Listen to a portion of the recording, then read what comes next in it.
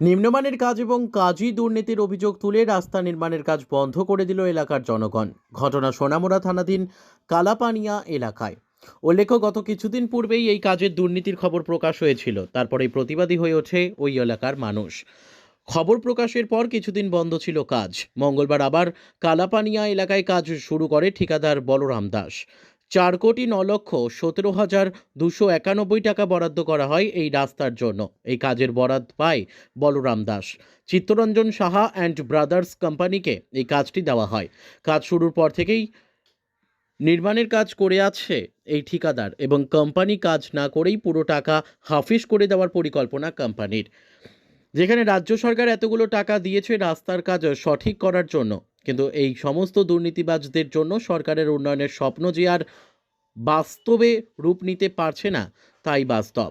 এলাকাবাসীরা দাবি করছে এই ঠিকাদার এবং তার কোম্পানি ও এজেন্সির লাইসেন্স বাতিল করা হোক এবং তাদের ওই এলাকার রাস্তা নির্মাণের কাজ আবার নতুন করে ভালোভাবে করা হোক, যাতে করে এলাকার মানুষ সুন্দরভাবে এই রাস্তা দিয়ে চলাচল করতে পারে।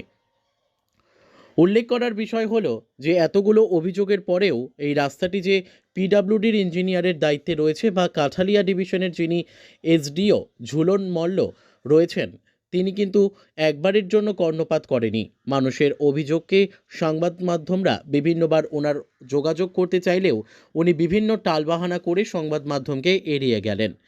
কী কারণ রয়েছে এই ঘটনার মোটা অঙ্কের বিনিময়ে বিকে যাননি তো এসডিও ঝুলনবাবু? কারণ বিভিন্ন সময় উনি এবং ওনার ইঞ্জিনিয়ারের সামনেই হয়েছিল রাস্তার কাজ। তারা কি দেখেনি এই যে নির্মাণ কাজ চলছে তা সঠিক নয়, সঠিকভাবে হচ্ছিল না কাজ? তাদের চোখে কি পড়েনি কিছুই, নাকি মোটা অঙ্কের বিনিময়ে ম্যানেজ হয়েছিলেন এই ইঞ্জিনিয়ার বাবু?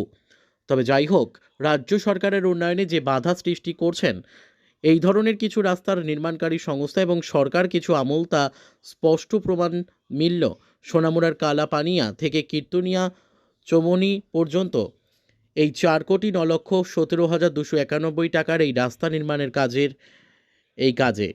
এখন এটাই দেখার, সুশাসনের সরকার এই রাস্তার কাজে কি আনতে পারবে সুশাসন? সঠিক হবে তো এই রাস্তা নির্মাণের কাজ? এটাই এলাকাবাসীর প্রশ্ন। আমরা এই রোডে বলে মানে কোন নেতারা বলে টাকা পয়সা খাইয়া আছে না, একদম করে এই নামটা একটু বাড়ি না, আমার এটা মানে একটু আবেদন রয়েছে সোনামুড়া থানার কাছে, মানে ফিজের কাছে আমার একটা আবেদন। এই রাস্তার পরে কাটা টিয়া গেছে, টিয়াটা একটু বার করানোর উপরে লেভেলের লোক কাটা আসছিল, আইয়ের চাইছে সানবরে একটু বালাই গেছে।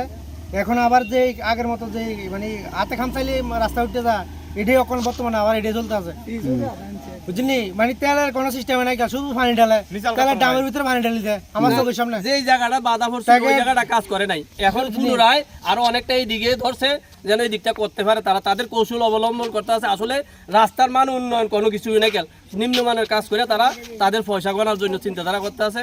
কারণ এটা আমরা চাই যে আমরা রাস্তাটা সঠিক ব্যবহার, আমরা আবেদন, এটাই অন্য কিছু না। Bureau report, news daily Bharat.